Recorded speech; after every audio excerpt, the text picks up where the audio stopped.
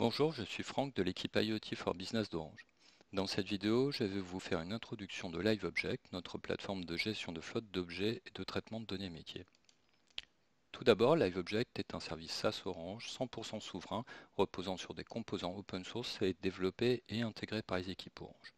L'ensemble de ces fonctionnalités sont disponibles depuis des API publiques. LiveObject permet de connecter les données de vos objets de manière sécurisée et résiliente, quelle que soit leur connectivité, et quel que soit leur protocole. D'ailleurs, un objet dans LiveObject peut avoir plusieurs interfaces, comme ici l'objet Device Test Lyon a une interface MQTT et une SMS en même temps. Enfin, LiveObject, c'est aussi gérer des objets déployés derrière une solution tierce, comme du LoRa privé, du Edge ou bientôt du Sigfox. Le premier grand ensemble de fonctions de LiveObject vous permet de gérer vos parcs d'objets. Vous pouvez ainsi organiser votre flotte en groupes hiérarchiques pour adapter votre organisation et attribuer à vos objets des tags ou des propriétés. Vous retrouverez d'ailleurs l'ensemble de ces informations dans les métadatas ajoutés aux données métiers. LiveObject dispose de fonctions avancées de gestion d'objets comme la gestion de campagne. Par exemple, vous pouvez créer une campagne d'envoi de commandes sur vos objets LoRa. Elle se construit en 3 temps. D'abord, vous ciblez votre flotte. Ici, on visera tous les objets LoRa dans le groupe Franck. Ensuite, vous définissez votre opération. Ici, par exemple, ce sera l'envoi d'une commande en hexa.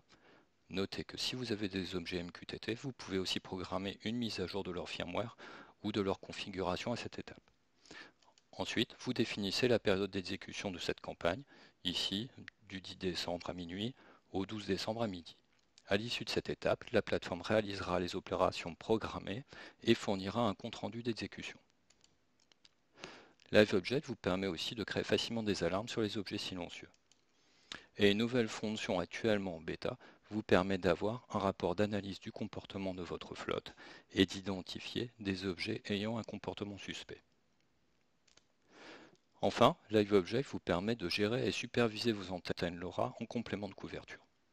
LiveObject ne se contente pas de gérer vos flottes d'objets, vous pouvez aussi accéder à des fonctions avancées de transformation et d'enrichissement des données métiers.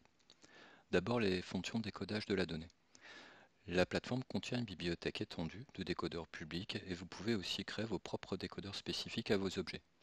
Notez que les décodeurs peuvent être appliqués à des objets LoRa ou des objets cellulaires, MQTT, SMS ou même sur des sources externes. Avant d'insérer la donnée en base et de la router, LiveObject peut enrichir ou transformer la donnée entrante avec sa fonction pipeline. Vous pouvez par exemple compléter la température interne d'un container avec la température extérieure en utilisant un serveur OpenWeather. Avec ce mécanisme, vous pouvez aussi utiliser un décodeur externe ou localiser votre objet avec un service complémentaire. Les fonctions de routage avancées vous permettent d'envoyer vos données métiers, des changements d'état des objets, la création-destruction d'objets, l'état d'avancement d'une commande envoyée, et même les événements réseau LoRa de vos objets comme par exemple le John Request. Ces données peuvent être routées vers des serveurs tiers en push HTTP ou depuis une FIFO MQTT, mais aussi vers les principales plateformes cloud comme Azure, AWS, Google et la plateforme Flexible Engine d'Orange. En complément de ces fonctions, LiveObject vous permet aussi de traiter et visualiser vos données. D'abord avec la possibilité de créer rapidement des widgets de visualisation de vos données métiers, mais aussi de vos métadatas réseau. Les données peuvent être indexées dans une base administrée Elasticsearch, ce qui vous permettra de faire des requêtes avancées sur vos données. Vous pouvez aussi activer une extension Kibana pour faire de la BI sur vos données.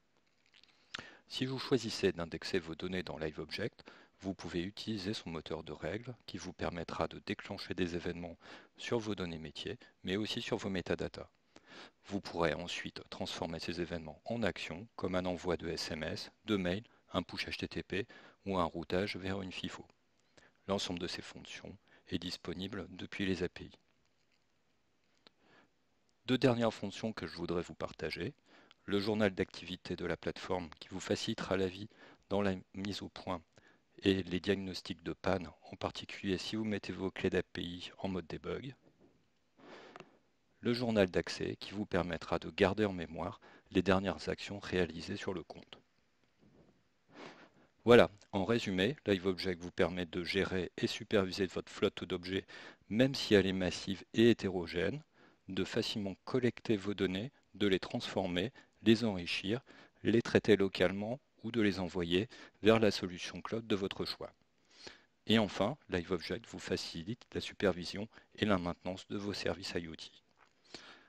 À bientôt sur notre blog, notre chaîne YouTube DataVenu LiveObject et notre groupe LinkedIn IoT Enthusiast.